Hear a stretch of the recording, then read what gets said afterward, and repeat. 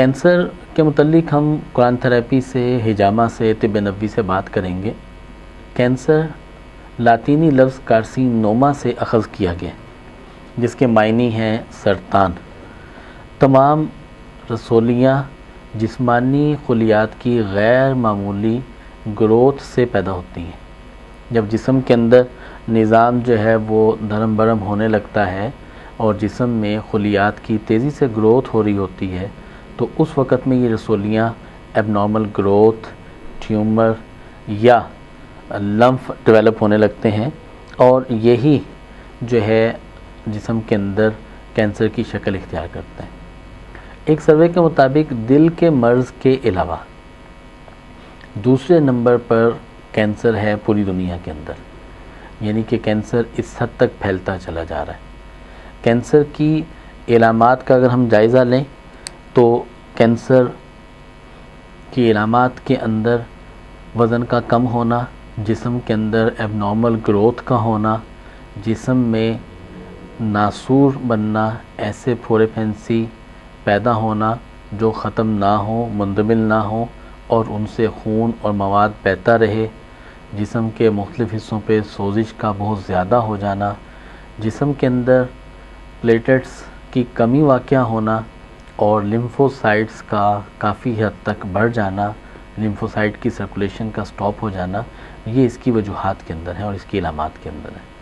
Cancer کی وجوہات میں سب سے بڑی وجہ جو ہمیں نظر آتی ہے وہ غذا کا غلط انتخاب ہے۔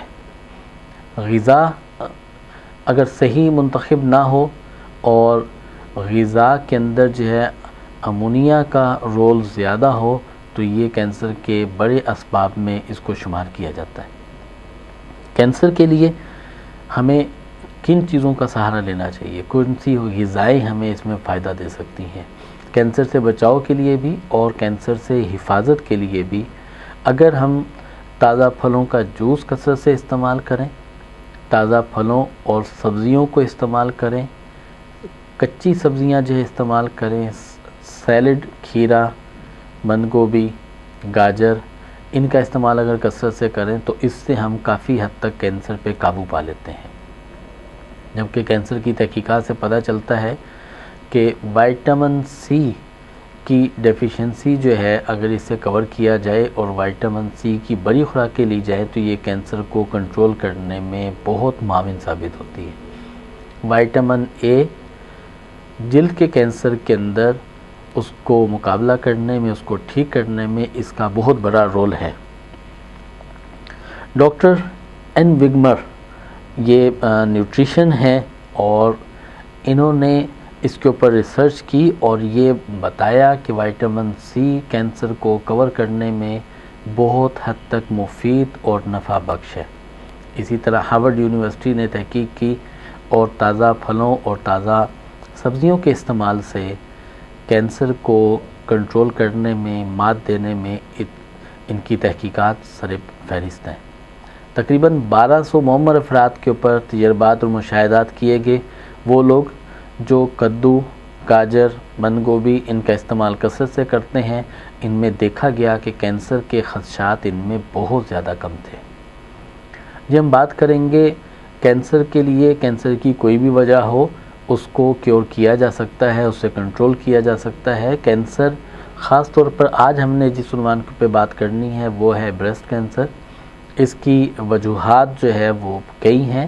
ان تمام وجوہات کے حل کے لیے ہم سب سے پہلے علاج بالقرآن کی طرف چلتے ہیں۔ سورہ تغابن 3 مرتبہ روزانہ تلاوت کی جائے، اول آخر دم کر دروشی پڑھا جائے اور پانی پہ دم کر کے پانی پی لیا جائے۔ اسے 41 دن تک کنٹینیو کریں۔ اس سے یہ گروتھ کنٹرول ہونے لگتی ہے، کینسر کے سیل ختم ہونے لگتے ہیں۔ ہاں، اگر کینسر کی وجہ سے پلیٹلیٹس کی کمی ہو رہی ہو تو سورہ صاد 1 مرتبہ روزانہ تلاوت کی جائے، دم کر کے پانی پیا جائے اور اس سے یہ بہتر ہونے لگے گا۔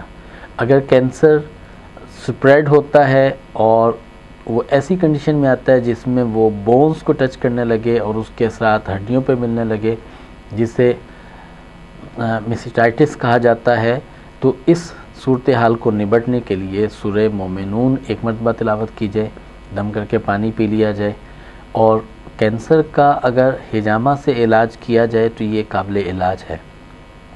ہجامہ جسم کے اندر سے آپ کے لیمفوسائٹ کی سرکولیشن کو ٹھیک کرتا ہے، اور ہجامہ سے آپ کی بلڈ سرکولیشن ٹھیک ہوتی ہے، باڈی ڈی ٹاکس ہوتی ہے، ٹاکسین اور فاسد مادے آپ کے جسم سے ڈرین آؤٹ ہو جاتے ہیں، نکل جاتے ہیں، جس سے کینسر کو ٹھیک ہونے میں بہت زیادہ مدد ملتی ہے۔ اسی طرح سے کینسر کا اگر طب نبوی سے ہم علاج کرنا چاہتے ہیں تو اس کے لیے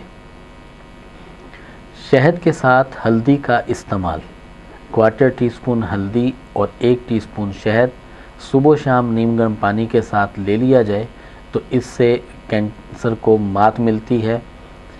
جیسا کہ ہم نے پہلے بات کی کہ وائٹامن سی کی کثرت سے یا زیادہ مقدار میں استعمال سے کینسر پہ قابو پایا جا سکتا ہے۔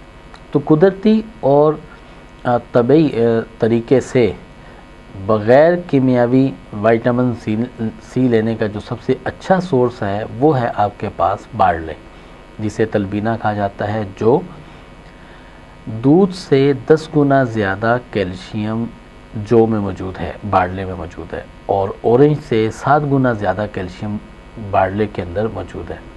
اگر ہم بارلے کا استعمال کرتے ہیں تو یہ ہمارے جسم کے اندر قوت مدافعت کو بڑھاتا ہے، ہماری ڈیفینسنگ پاور کو بڑھاتا ہے، ہمارے جسم کے اندر ایب نارمل گروتھ کو کنٹرول کرتا ہے، اور ہماری بیماریوں کو، کمزوریوں کو دور کرتا ہے، اور کینسر کے خلاف جسم کو متحرک کرتا ہے، اور اس سے پھر انسان کا جسم بہتر ہونے لگتا ہے اور ٹھیک ہونے لگتا ہے۔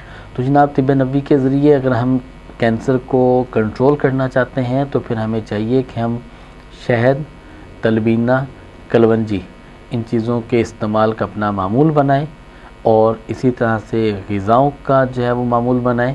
یہ بات ذہن میں رکھیں کہ کینسر کا خوف زیادہ ہے، کینسر خود اتنا شدید مرض نہیں ہے جتنا کہ کینسر کا خوف انسان کو پریشان کر دیتا ہے۔ اللہ ہم سب کا حامی و ناصر ہو، اور ہمیں جو ہے وہ اپنی ذات کی طرف متوجہ ہونے کی توفیق عطا فرمائے۔